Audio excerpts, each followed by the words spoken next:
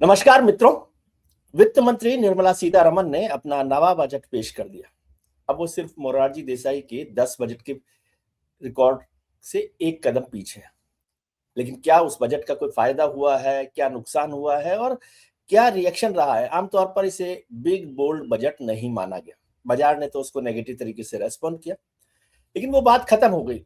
अब बजट के बाद मसला मसला आ गया है चुनावों का। 5 राज्यों के विधानसभा चुनाव होने हैं, पश्चिम बंगाल के, तमिलनाडु के, असम के, केरल के और पुदुचेरी के। तो इन सब में आगे राजनीति कैसे बढ़ेगी, क्या बजट का असर इस पर पड़ेगा और ऐसे कौन से मुद्दे होंगे जिनको लेकर चुनाव की लड़ाई गर्मा जाएगी? मौसम तो वैसे अभी दिल्ली में ठंडा हो रहा है। देश की राजनीति के साथ साथ दुनिया भर की राजनीति में बहुत सारी खबरें चल रही हैं। ट्रंप साहब ने कहा है कि वेनेजुएला का तेल भारत खरीदेगा। वेनेजुएला का मतलब मेरी समझ से तो वो अमेरिका से तेल खरीदेगा, लेकिन अभी भारत सरकार ने उस पर कोई रिएक्शन नहीं दिया। और भी बहुत सारी बातें चल रही। ऐसी बड़ी खबरें जिनकी भीतर की जानकारी, जिनकी जड़ जमीन से जुड़ी होने की जानकारी की जब चर्चा करने की बात होती है तो हमें याद आते हैं शीतल सिंह साहब, द हॉट शीतल, जिसे मैं कहता हूँ द हॉट शीतल। हॉट भी बहुत है और शीतल तरीके से जवाब देते हैं। अपने गांव में है, लेकिन मतलब उसका मतलब है कि वो जड़ जमीन से हमेशा जुड़े रहते हैं। जी अंतरराष्ट्रीय, राष्ट्रीय, सब कुछ खबर आपके पास रहती है। सर जी। बहुत बहुत स्वागत है। एक तो मुझे लालच आ रहा है आपका ये बैकग्राउंड देखकर, गांव में नहीं हरियाली और नहीं, आवाज। कभी कभी कभी सपत्नीक सपरिवार आइए और रहिए यहाँ। आसपास हमारे अयोध्या जी हैं, काशी जी हैं और प्रयाग जी हैं। तो क्या सांस्कृतिक बात। तौर पर भी हम उसके मध्य में हैं, तो आप लोगों को सब जगह घुमा सकते हैं। कभी आइए, स्वागत है। बिल्कुल बिल्कुल, लेकिन लालच आ ही रहा है, बहुत सुंदर लग रहा है। नहीं, ये बुजुर्गों की का आशीर्वाद है, माता पिता दादा वगैरह का। हमारा तो इसमें सिर्फ यही है कि यहाँ रह रहे हैं। ये अच्छी बात है। जी सर बजट तो पेश कर दिया वित्त मंत्री जी ने। जी। एक तो मैं समझना चाहता हूँ बजट से कोई बड़ा बदलाव हो रहा है और बजट के बाद की राजनीति देश में कैसे आगे बढ़ रही अब बजट से सिर्फ एक तो रिचुअल था, लेकिन एक इतना ही बदलाव हुआ कि जो मार्केट हमारी वैसे ही सारी दुनिया में शेयर मार्केट्स हैं, भारतीय मार्केट पिछले पूरे वर्ष उसमें सबसे कमजोर रही डॉलर टर्म्स में। और इसी वजह से बहुत सारे हमारे जो विदेशी निवेशक थे वो अपना पैसा यहाँ से निकाल ले गए। जितना आया बाहर से उसकी तुलना में ज्यादा निकाल ले गए, इसलिए मार्केट बहुत खराब रही। लेकिन अभी इसमें एसटीटी वाला इन्होंने कर दिया, उससे यहाँ भी मार्केट बुरी तरह से कल टूट गई, 2% है? से ज्यादा। तो जी, तो ये तो बहुत नुकसान हुआ यहाँ के निवेशकों का, क्योंकि इसमें देशी निवेशक ही ज्यादा इधर मार्केट में थे और हैं। तो उनका एकाएक बहुत नुकसान हुआ। अब इसकी भरपाई कितने दिनों में होती है या मार्केट ऐसे ही स्लगिश रहती है, तो इसका इनिशियल संकेत तो बहुत खराब रहा। सबसे पहले ये कहें, चुनाव की बात आपने ठीक ही की। तो मैडम हमारी जो वित्त मंत्री हैं, जिनके 9 बजट हो गए हैं और एक ही बजट पीछे हैं, आपने वो भी अच्छा संदर्भ बताया देसाई साहब से, मुरारजी देसाई साहब से। तो उम्मीद है कि वो रिकॉर्ड तोड़ेंगी। तो उन्होंने एक साड़ी पहनी हुई थी जो तमिलनाडु का हाँ जी प्रतिनिधित्व जी। कर रही थी। जी। इसके अलावा मुझे लगता है कि इस बजट में चुनावी तौर पर थोड़ी सी कुछ योजनाओं की घोषणा जिस तरह से होती है, जब जब होती है, जिस जहां चुनाव होता है, जैसे इस वो बार होता बिहार है, में था, इस वैसा बार नहीं था। बजट इस बार बिहार पर कोई चर्चा ही नहीं हुई, क्योंकि बिहार का चुनाव हो चुका है। पिछली बार सब कुछ बिहारोन्मुख था, इस बार दक्षिण की ओर चल पड़ा है। तो ये तो ये सभी लोग जानते हैं। अब इसके लोग आदी भी हो गए हैं। मुझे नहीं लगता कि इससे कोई बहुत ज्यादा फर्क पड़ता है, लेकिन ये एक प्रक्रिया है जो बजट में हर साल की जाती है, क्योंकि हमारे यहाँ चुनाव कोई न कोई लगे ही रहते हैं किसी न किसी राज्य में। तो उस राज्य के वस्त्रों की चर्चा हो जाती है, उसकी संस्कृति की चर्चा हो जाती है, कुछ वहाँ योजनाओं में राशियों की चर्चा हो जाती है। तो मोटा मोटी तो यही है। बाकी सर यह है कि दो हमारा बड़े आज जो चुनाव हो रहे हैं, मेरी समझ से भारतीय जनता पार्टी के नजरिए से देखें, क्योंकि सभी महत्वपूर्ण चुनाव है, लेकिन उसमें दो चुनाव बड़े महत्वपूर्ण है। एक पश्चिम बंगाल का और दूसरा आपने तमिलनाडु की कांजीवरम का जिक्र किया, तो तमिलनाडु का। जी अब दोनों में एक सवाल है कि क्या तमिलनाडु में डेंट कर सकती है, मतलब घुस सकती है, एंटर हो सकती है भारतीय जनता पार्टी बड़े तौर पर एआईएडीएमके के साथ? और दूसरा पश्चिम बंगाल में उसका सपना पूरा होगा क्या? गंगा से गंगा सागर का जो प्रधानमंत्री जी ने बात की थी, बिहार से बंगाल तक जाती है गंगा। देखिए, बंगाल में स्टेक्स बहुत हैं इस बार। तमिलनाडु के बारे में तो मैं दूसरी राय रखूंगा, लेकिन बंगाल में इस बार बीजेपी ने, आरएसएस ने और सरकार ने अपनी मतलब सामर्थ्य से भी ज्यादा झोंक रखा है। और एक्चुअली आसाम और बंगाल दोनों में एक ही तरह का स्वर चल रहा है, जिसमें बीजेपी के लीडर्स जो हैं नो होल्ड बार कह सकते हैं आप, या सीधे सांप्रदायिक चुनाव प्रचार कर रहे हैं। अब कोई शर्म वगैरह का कोई पर्दा नहीं रखा है। वहां मुख्यमंत्री जो है मियां मियां चिल्ला रहे हैं और यहाँ शुभेंदु अधिकारी कह रहे हैं कि धर्म परिवर्तन कर लो तब मैं तुम्हारे गांव में सड़क बनवाऊंगा, खुलेआम। मतलब उन जिस जगह पे अपनी कॉन्स्टिट्यूएंसी में थे तो लोगों ने कहा कि यहाँ सड़क नहीं बनी, आप कभी आते नहीं, ये वो। तो उन्होंने कहा कि सब लोग धर्म परिवर्तन करो, हिंदू हो जाओ वो तो इस तरह की राजनीति वहां खुलेआम हो रही है, जो मतलब जो है, वैसे तो राजनीतिक आधार बीजेपी का चुनाव में यही होता है, एंटी मुस्लिम प्लैंक पर ही, लेकिन वो थोड़ा पर्दे में रहता है, इशारों में होता था कि साहब कपड़े से पहचान लेंगे तो इशारा था, नाम लेके नहीं कहा जाता था। अब तो कोई शर्म, मतलब चूंकि चुनाव आयोग ऐसा है जो कुछ कार्रवाई करेगा नहीं, उन्हीं का है, जेबी है, जिसको करना है इस मामले में। पुलिस की स्थिति अजीब है, इवन कोर्ट्स की स्थिति बहुत अजीब है, बहुत पार्टीजन होता जा रहा है चीजों में। उससे क्या हो रहा है कि मनमानापन हो रहा है, जहां भी जो जो कुछ करना चाहता है, मतलब ये इसका थोड़ा रंग देशव्यापी भी है। उत्तराखंड में देखिए किस तरह की हिंसा हो रही है बेवजह। उत्तराखंड की अपनी समस्याओं को हल करने की जगह जगह जगह अपराधियों को छोड़ दिया गया है, जो बजरंग दल का झंडा लगा लेते हैं और किसी भी गरीब मुसलमान को पीटने मारने लगते हैं। एक कश्मीरी युवक को बहुत बेतरह मारा था, उसके वीडियोस थे। अभी एक को पीट रहे थे, उसमें एक हिंदू लड़के ने जो जिम उम चलाता है विरोध किया, अब उसके खिलाफ मुकदमा लिख लिया गया है। कमाल हो रहा है, गुंडे सब जगह से आ रहे हैं, उस पर हमला कर रहे हैं, मुकदमा भी उसी के खिलाफ। तो ये सब पूरे देश में एक वातावरण बनाने की कोशिश है, जिसमें से बंगाल में तो बहुत खासकर ये हो रहा है, गली गली में हो रहा है, जगह जगह हो रहा है, क्योंकि 38% 39% तक बीजेपी वहां पहुंच गई है। बीजेपी को मतदाता जो है वो वोट देने वाले निश्चित तौर पर हिंदू ही हैं, जो वहां करीब 68-69% है।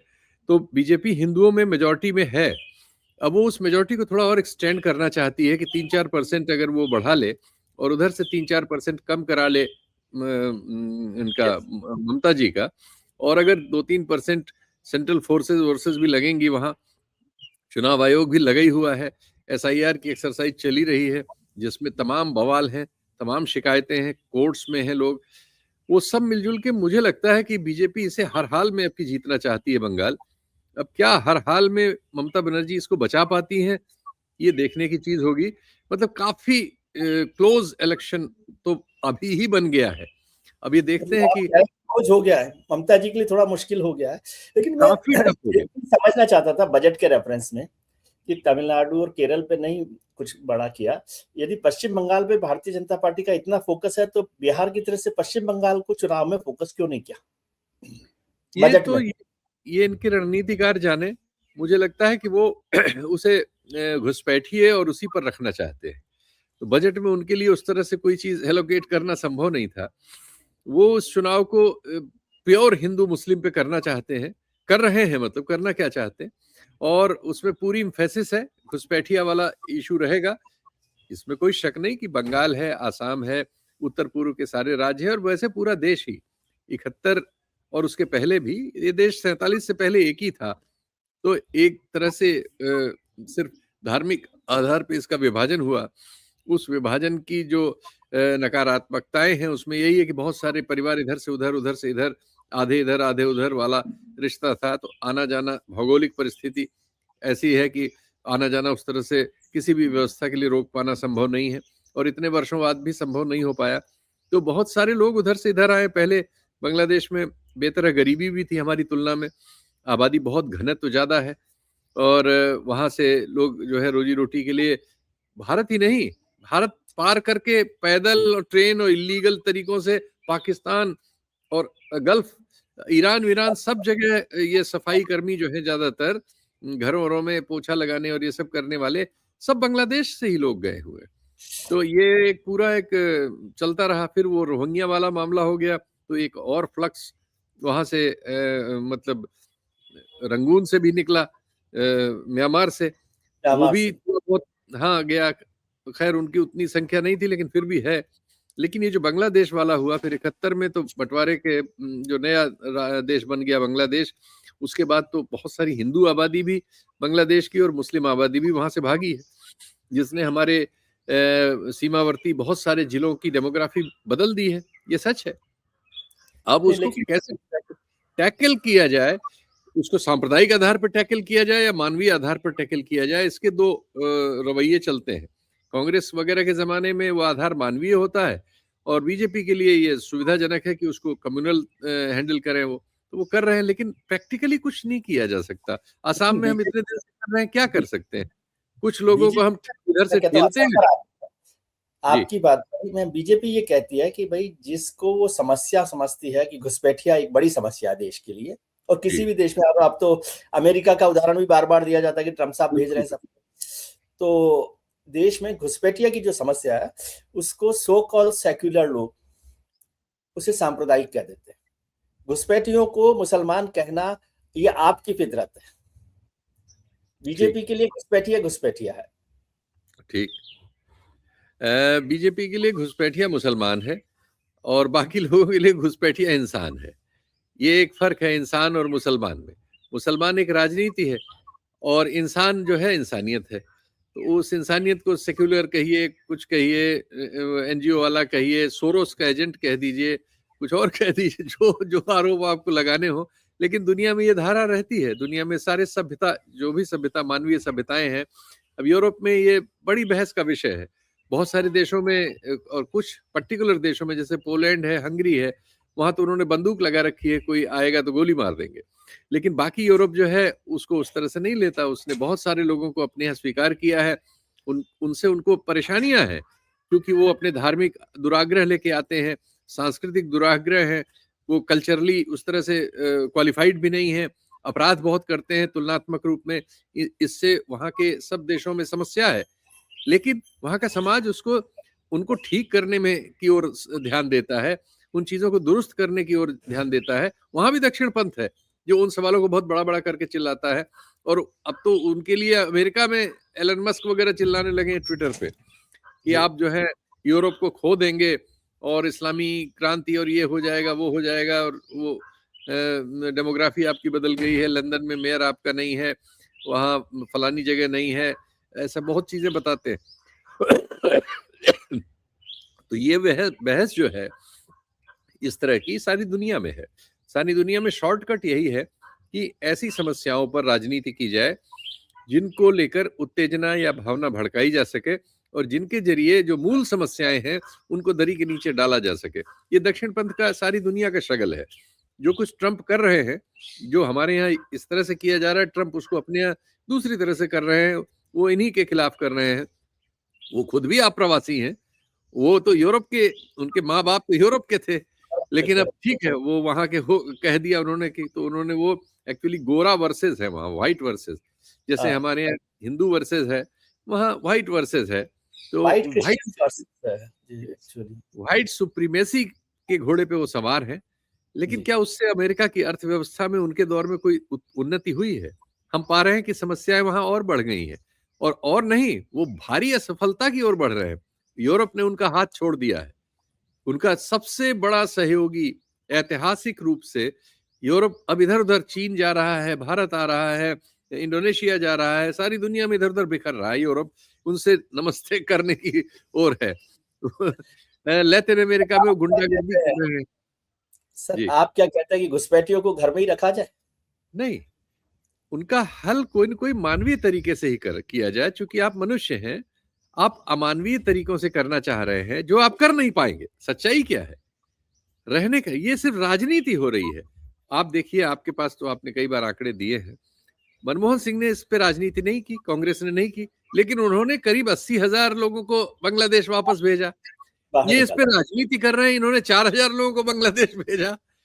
तो आप ये बताइए कि ये राजनीति कर रहे हैं, ये भी जानते हैं कि ये 1 लाख लोगों को भी अपने जीवन में नहीं भेज पाएंगे। कारण ऐसे हैं। दुनिया की स्थिति आप कैसे भेज देंगे? नहीं, जो एक भारत और बांग्लादेश के बीच आपस में जो तरीका इसके लिए बनाया गया है, उसी तरीके से भेज सकते हैं।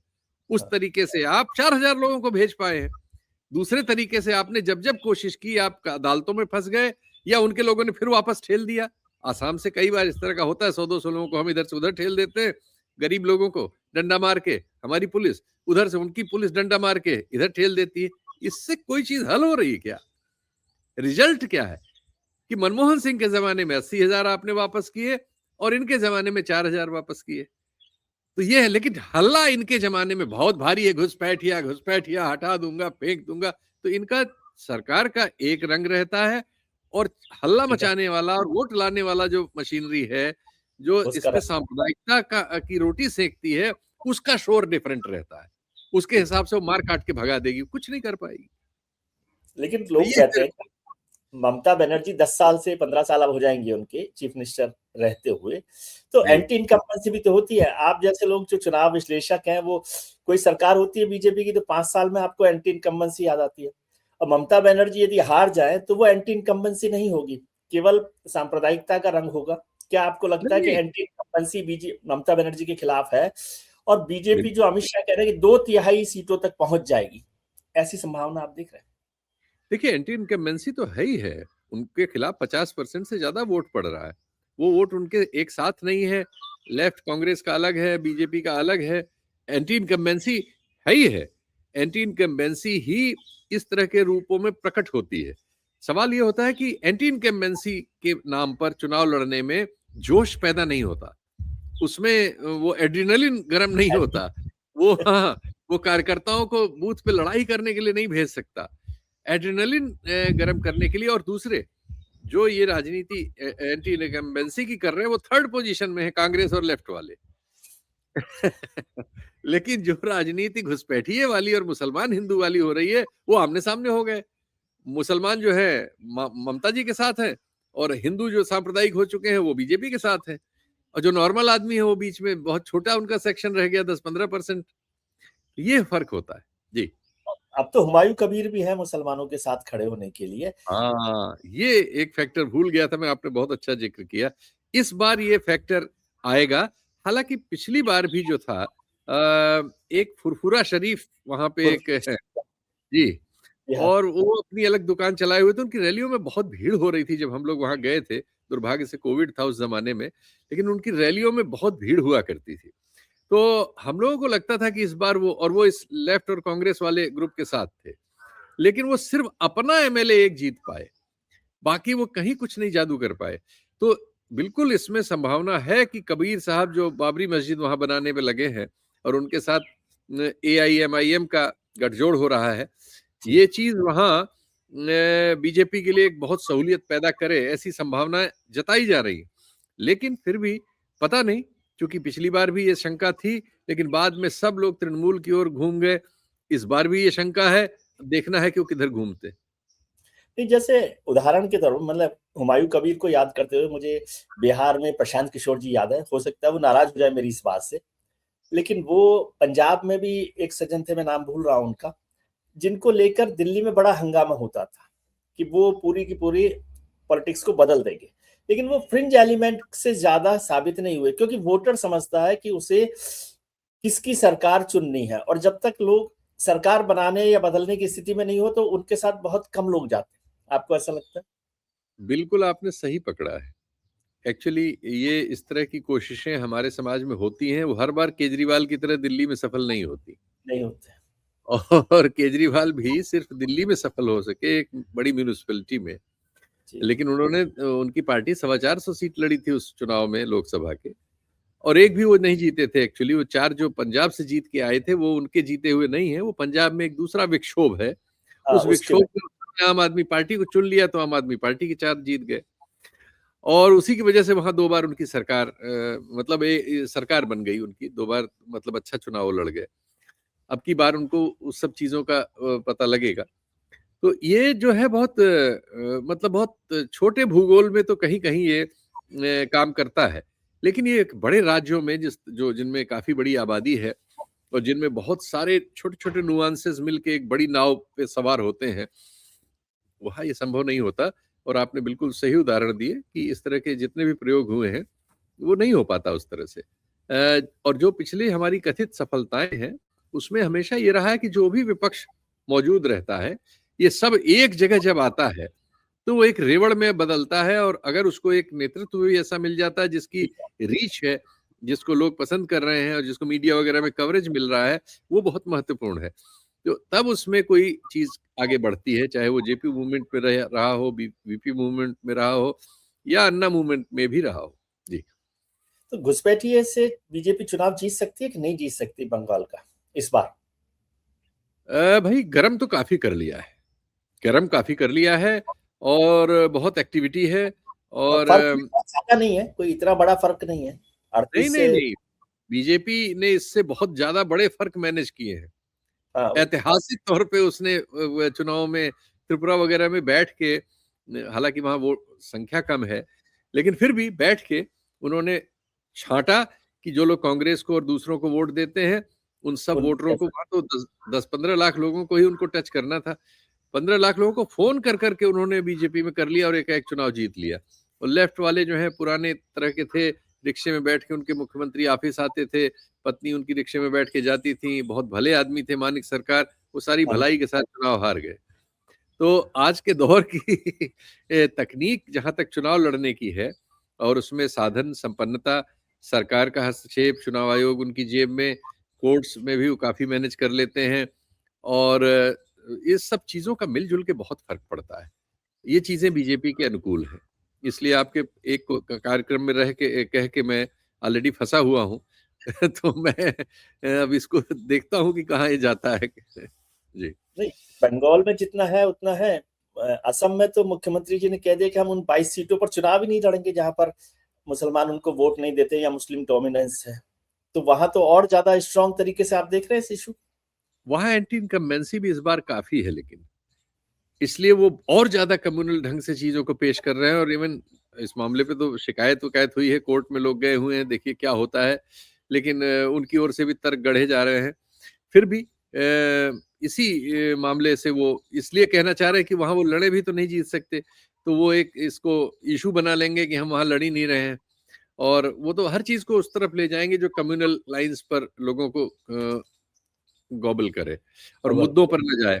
जो मुद्दे वहां हैं, भ्रष्टाचार वगैरह के भारी मुद्दे हैं, और कोई डेवलपमेंट उस तरह से जादू नहीं हुआ है किसी किस्म का। तो वैसे भी पूरे देश में ही आर्थिक स्थिति जो है उसमें कोई कहीं जादू होना संभव नहीं है। तो वो तो डिस्कंटेंट है ही है, अनएम्प्लॉयमेंट है ही है, इश्यूज हैं। लेकिन अब उन इश्यूज को पॉलिटिकली जो अपोजिशन है वो किस लेवल पे वहाँ हैंडल कर पाता है। हालांकि कांग्रेस के भी वो लीडर जो गोगोई साहब है काफी लोकप्रिय है।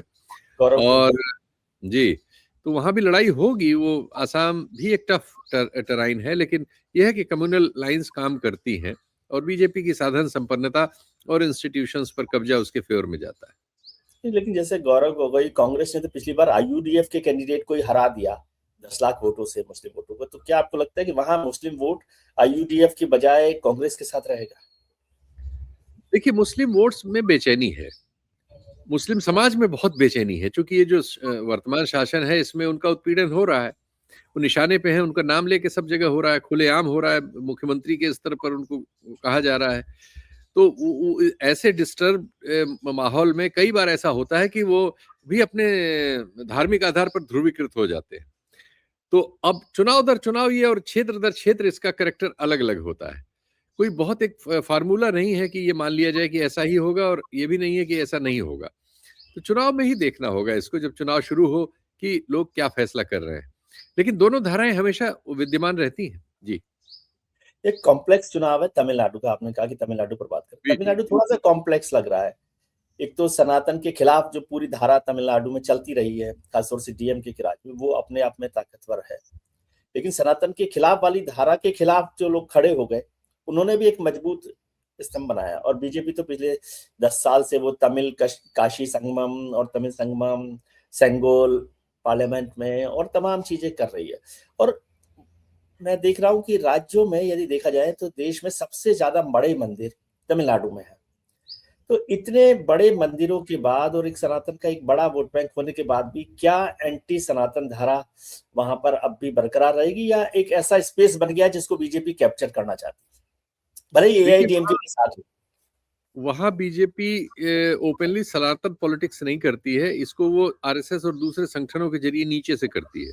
जी। बीजेपी वहां वही पॉलिटिक्स करती है जो पॉलिटिक्स उसमें वो ले जा सके, इश्यूज की पॉलिटिक्स जो उनका संगठन करता है, इसलिए कि वो एआईडीएमके के साथ है। एआईडीएमके भी वहां सनातन की पॉलिटिक्स नहीं करता, कर वो भी सकती है। वही पॉलिटिक्स, एआईडीएमके और डीएमके दोनों जो पॉलिटिक्स करते हैं वो वहाँ पिछड़ी जातियों की पॉलिटिक्स है, और वो जो है एंटी, आप कह सकते हैं एंटी ब्राह्मणिकल है, और उसकी बहुत हिस्ट्री है वहाँ, और उसका बहुत लिटरेचर है, बहुत एजुकेशन है उस समाज में उसकी। तो वो धारा तो वहाँ रहेगी, उस धारा से एडजस्ट करके उसी में ये वाला जो हिस्सा है जो बीजेपी और आरएसएस और ये सब लाते हैं, ये सांस्कृतिक तौर पर बहुत मेहनत से काम करते हैं आरएसएस वगैरह के लोग। कोशिश, आपने जो संदर्भ बताया वो बिल्कुल सही है, तो पूरी कोशिश कर रहे हैं कि वो जो द्रविड़ वाली जो धारा है उसके बरक्स इसको खड़े करें, लेकिन वहाँ सोशल कंपोजिशन भी थोड़ा इनके खिलाफ है। वहाँ जो ब्राह्मण कास्ट है या इन सब के, इनकी आबादी बहुत ज्यादा कम है, और बहुत समय से द्रविड़ राजनीति ने उस सामाजिक प्रभुत्व को उनसे छीन लिया है। एजुकेशन और सब चीजों में पिछड़ी और दूसरी जातियों के लोग जो है बहुत सफल, उद्योग वगैरह हर चीज में, और वो राज्य बहुत सफल है, उसके आर्थिक रिजल्ट्स बहुत अच्छे हैं, और वहाँ की पॉलिटिकल पार्टीज जो है बहुत सांगठनिक तौर पे बहुत ताकतवर है। डीएमके वगैरह भी ऑर्गेनाइजेशनली वो चुनाव हारे जीते, लेकिन वो बहुत अच्छे ढंग से ऑर्गेनाइज्ड पार्टियां हैं, और उनकी मशीनरी लगातार आइडियोलॉजिकल काम भी करती रहती है। उनके लीडर्स भी तमाम, देखते ही हैं आप, उनके बेटे पे एक मुकदमा भी हुआ है, तो वो सब उनके यहाँ उनका भी काम चल रहा होता है। जी। दूसरे अलायंस किसका है, इस पे थोड़ा वहाँ लेफ्ट पॉकेट्स भी हैं, उनके पास भी है, वो डीएमके के साथ अलायंस में है, वो भी डीएमके के साथ ही है। जी, और कांग्रेस भी वहाँ उनके अलायंस में है, कांग्रेस की भी छोटी पॉकेट्स हैं, वहाँ थोड़ा सा असर है। ये मिला जुला के डीएमके वहाँ तुलनात्मक रूप में उतने खराब स्थिति में नहीं है, या उतने चैलेंजिंग स्थिति में मुझे नहीं लग रही है जैसे बंगाल में ममता जी हैं। मुझे लगता है कि वो इस बार भी सेल कर जाएंगे। एंटी इनकम्बेंसी है, एंटी इनकम्बेंसी ही अकेली चीज है जो उनके खिलाफ है, बाकी चीजें उनके पास उस तरह से खराब नहीं हो पाए। उनके जी। साथ सर, हमने सारे चुनाव बीजेपी के रेफरेंस में कर लिया, तो ये थोड़ा सा मुझे अन्याय भी लग रहा है, ज्यादती भी लग रही है। एक स्टेट है केरल, केरल जहाँ पहुंचते हैं। कांग्रेस की संभावना है, लोग जी कहेंगे कि आप पूरी पॉलिटिक्स केवल बीजेपी के रेफरेंस में करते हैं।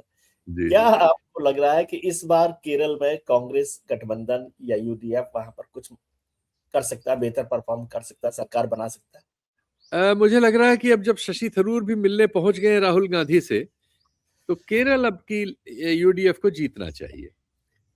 केरल के लिए वातावरण है, लेकिन वहाँ एक इंडियन एक्सप्रेस वगैरह की रिपोर्ट्स में ये इशारा है कि वहाँ बीजेपी परोक्ष रूप से आरएसएस और बीजेपी सीपीएम को मदद करेगा, या कुछ इस तरह की वहाँ चीजें हो रही हैं, ये सभी बातें आई हैं। क्रिश्चियन बीजेपी कॉम्बिनेशन भी बन रहा है, ऐसा सुना मैंने। छोटा है वो, बहुत छोटा सेक्शन क्रिश्चियंस का है जिसको बीजेपी अपने साथ जोड़ने में सफल है, लेकिन वो बहुत, अभी बहुत फर्क है वहाँ। केरल में भी वही है, केरल जो है सोसाइटी और इन जनरल पॉलिटिकल एजुकेशन वहाँ बहुत भारी है, बहुत ही पॉलिटिकली अवेकेंड सोसाइटी है वो। छोटे बहुत बड़ी आबादी नहीं है, छोटा सा नहीं है। एरिया है, और बहुत सारे लोग विदेशों में हैं उनके, और बहुत लंबे समय से वहाँ लेफ्ट और कांग्रेस के बीच ही होता रहा है। बल्कि वहाँ कांग्रेस पार्टी भी देश में कहीं भी तुलना में आप देखेंगे उससे बहुत ज्यादा ऑर्गेनाइज पार्टी है वहाँ। एक्चुअली लेफ्ट जहाँ पॉलिटिक्स होती है, वहाँ वहाँ दूसरों को भी पूरा ऑर्गेनाइज करना पड़ता है अपने को, और उसी तरह से मतलब उसकी धारा लेफ्ट वाली ही चलनी पड़ती है, वैसे ही संगठनों पे काम करना, वैसे ही आइडियोलॉजी पे काम करना, वैसे ही बहस करना, तो ये करना पड़ता है। तो वो एक चीज वहाँ कांग्रेस में भी है, बीजेपी में भी है, आरएसएस भी जमाने से वहाँ काम कर रहा है, लेकिन उसके लिए संभावनाएं लिमिटेड एरियाज में है, कभी इधर कभी उधर। जैसे जहाँ वो लोकसभा जीत गए थे वहां भी वो स्थानीय निकायों नहीं के है। सारे चुनाव हार गए, और जहां वो स्थानीय निकायों के चुनाव भी जीते थे लेकिन तिरुवनंतपुरम जीत गए। तो जीत ये गए। सब होता रहेगा बीच बीच में अदल बदल, लेकिन ओवरऑल वहां लड़ाई तो एलडीएफ और यूडीएफ की ही होगी, और यूडीएफ मुझे लगता है उसका अपर हैंड इस बार होना चाहिए, क्योंकि स्थानीय चुनाव में, स्थानीय निकायों के चुनाव वगैरह में उसका प्रदर्शन बहुत अच्छा है, उत्साहवर्धक है। बहुत जी अच्छा। लेकिन आपने कहा कि बीजेपी लेफ्ट के साथ काम कर रही है, तो ये यदि आप पिछले से पिछला वाला इलेक्शन देखें बंगाल का, कि जहां पर पहले राम फिर वाम का एक नारा चल गया था लेफ्ट को साथ लेकर, क्या उस तरह की कोई बहुत बड़ी नहीं, लेकिन क्या कोई ऐसी एक्सरसाइज भी हो सकती है जो लेफ्ट को या एलडीएफ को बचा सके? नहीं, जैसा मैंने कहा कि आरएसएस की पॉकेट्स हैं वहाँ, बीजेपी आरएसएस की, उन पॉकेट्स में मान लीजिए वो कुछ इस तरह का अंडरहैंड अंडरस्टैंडिंग होती है तो हो सकता है, लेकिन पता नहीं वो किस हद तक। ये कुछ इंडियन एक्सप्रेस में 1-2 रिपोर्ट्स मैंने देखी थी, मैं भी वहाँ गया नहीं हूँ, तो उसके आधार पर मैं ये टिप्पणी कर रहा हूँ। अब एग्जैक्टली वहाँ क्या हो रहा है बहुत नहीं पता, लेकिन ये है कि इन दोनों ग्रुपों में अच्छा चुनाव वहाँ होता है, गैप बहुत कम परसेंटेज से होता है, उतने में ही चेंज हो जाती है सरकार। मार्जिन अभी कम रहता जी, अभी अफर्मेटिव है इन फेवर ऑफ कांग्रेस, और 2 राज्यों में कांग्रेस के लिए 26-27 में संभावनाएं हैं, केरल और पंजाब, जिसको केरल वो में।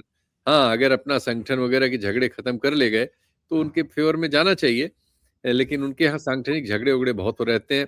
लेकिन अभी तो थरूर साहब मिल के आए हैं खड़गे साहब शशि से और राहुल जिस गांधी तरह से से। उन्होंने बजट पर रेस्पॉन्ड किया, उससे लगता है कि राहुल गांधी जी के साथ उनकी मीटिंग सक्सेसफुल रही है। तो यही वो शशि भी तक आपने बिल्कुल सही संदर्भ पकड़ लिया। बिल्कुल उस मुलाकात के तुरंत बाद का ये बयान जो है बता रहा है कि अब उन्होंने मतलब उधर जहाँ वो ट्राई कर रहे थे वहाँ हाँ। उनको उससे वो वापस लौट आए हैं, और अब वो पुरानी पगडंडी पे चलते हुए मिल रहे हैं हमें। जी। केरल में से वायनाड में पहले राहुल जी एमपी रहे। जी। सोनिया गांधी जी को भी वहां पर मौका मिला, फिर प्रियंका जी इस समय वायनाड में है, मतलब दक्षिण में सोनिया जी भी रही, इंदिरा गांधी भी चिकमंगलुरु में रही, केरल में नहीं रही, लेकिन मतलब दक्षिण में कांग्रेस का एक प्रभाव रहता है। और जी। अब प्रियंका जी वायनाड में है, राहुल जी पहले एमपी रह लिए, और यूडीएफ की आप संभावनाएं ज्यादा बता रहे हैं। लेकिन हमारे मित्र हैं, आपके भी मित्र हैं, राजदीप सरदेसाई, जी। वो एक लाइन अक्सर कहा करते हैं राहुल गांधी जी के लिए कि Rahul never miss the opportunity to miss the opportunity. मैं उनकी राय से असहमत नहीं हूँ। बिल्कुल ये चीज़ है उनमें, और ये चीज़ लगातार साबित हुई है। तो अब देखते हैं कि इस बार भी वो सफल रहते हैं या असफल। चलिए, हमारी तरफ से तो शुभकामनाएं हैं कि हम तो ज़रूर, चाहते हैं कि करें। ज़रूर। बहुत अच्छा लगा कि आपसे सब राज्यों पर छोटी-छोटी चर्चा एक नहीं, अलग नहीं, आप तरीके से, नहीं, नहीं, इसीलिए हमें धन्यवाद। आपके पंचन की और ज्ञान की जरूरत रहती अरे कि कुछ क्या बात करते हैं! ज्ञान तो आपने और अच्छा उसमें आप पक्की दिखाई, हम उससे थोड़ा आगे बढ़ गए, बस इतना ही है। बहुत शुक्रिया sir, thank you very much, take care नमस्कार, और आनंद नमस्कार।